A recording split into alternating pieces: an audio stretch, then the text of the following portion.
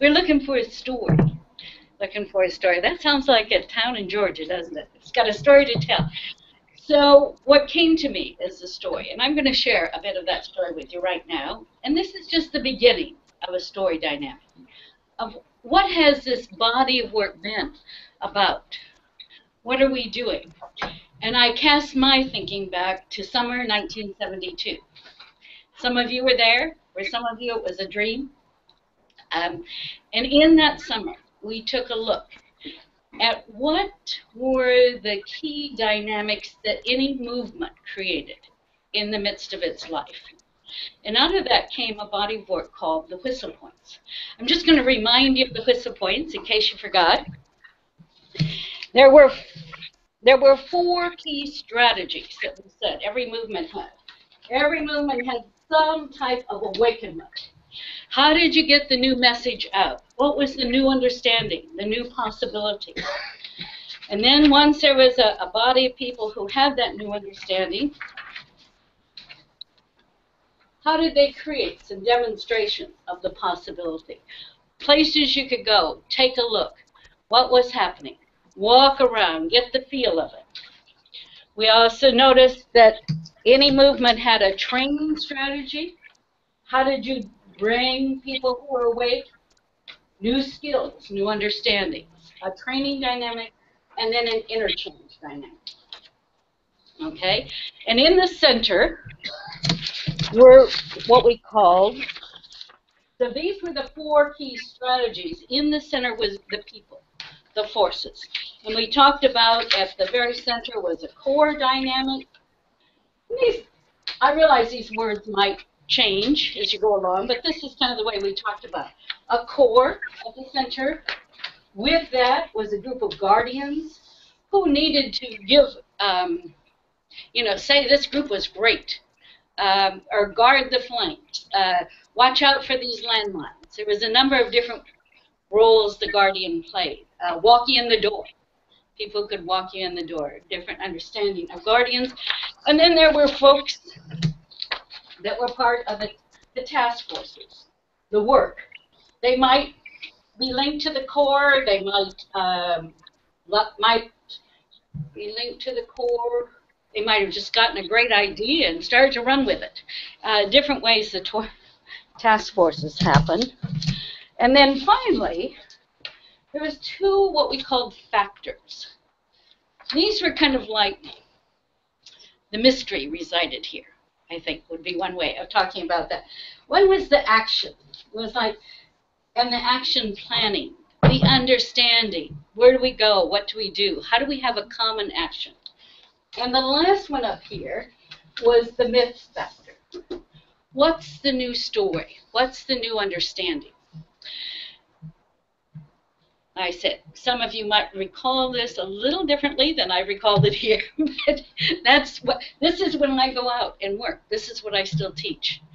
And I talked then about the ICA and how the ICA made all of these come alive. And if you look here at the list of all the different archives, I'm just going to read off a sample of these. We talked about here in Awakenment, profound selfhood. This was our RS1. This was our forms. This was our, any of those kind of quick ways of just having people come alive in this place. In our demonstrations, in the life of the ICA, we had kind of two major demonstrations. We had our whole local church experiment. And I know the local church experiment had training in it, awakenment, interchange, but it was a demonstration of what the church coming alive looked like.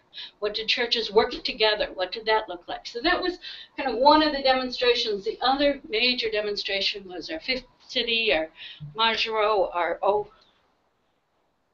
the one in Australia. Umbagore, and then the 24, and then the expansions, and all of that. So this whole piece was the demonstration of new possibility, radically alivehood. New images were taking shape here. Over here, in the training, we've got all of our training, our formation events, our academies, our ITIs, our student house, our training inks, our pedagogy, our all of that deep understanding, short-term, long-term, the training programs, rich history there. And then the fourth strategy, and we came upon this as a real strategy with our IERD. And perhaps before that also with the symposiums we did in the 80s, when we brought people together, look at their geography. I remember in Iowa we did 2,000 interviews in terms of people coming together. Now, in one sense, you could put any of these in different places, but the IERD here as an interchange, let's see, the rural experts, all the different sharing approaches that work. And this, in one sense, continues on as one of our key strategies, also our sharing fairs. You can see where the strategy pops up in different places. The share fair that happened on Wednesday here was part of that interchange. Okay, then let me come to the forces in the middle. And there we had our whole understanding of building of movement, a sustainable movement.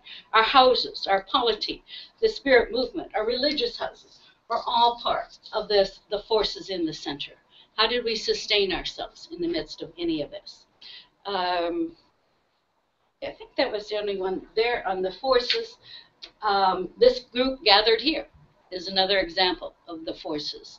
And whenever we come together to make this come alive.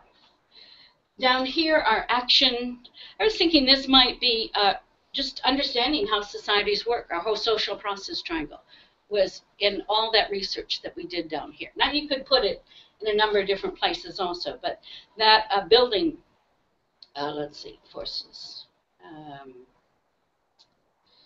The society, there's also the transformational strategic thinking, our lens courses, our town meetings. Those also may be part of our action dynamic. Our planning strategies, our whole TOPS network is part of this action, moving out. And finally then, this was the one that was to me the biggest mystery. It's what was that new story going to be about? And I've spent my last 20 years trying to understand that, but this sheet that Gordon gave me was helpful because I think part of this is our exploring the practices of our interior life might be part of where this goes. The new religious mode, the other world charts, our profound humanness, our understanding. We have been about creating that new myth in everything we did, in all of our constructs, the new humanness, what did the planet look like, that all of that was part of this new understanding that we're taking forth. So that might be just one way of taking a look at that, and because the poems have been so important to me, I just want to close with a poem from Mary Oliver. And this is another way of saying what we're about.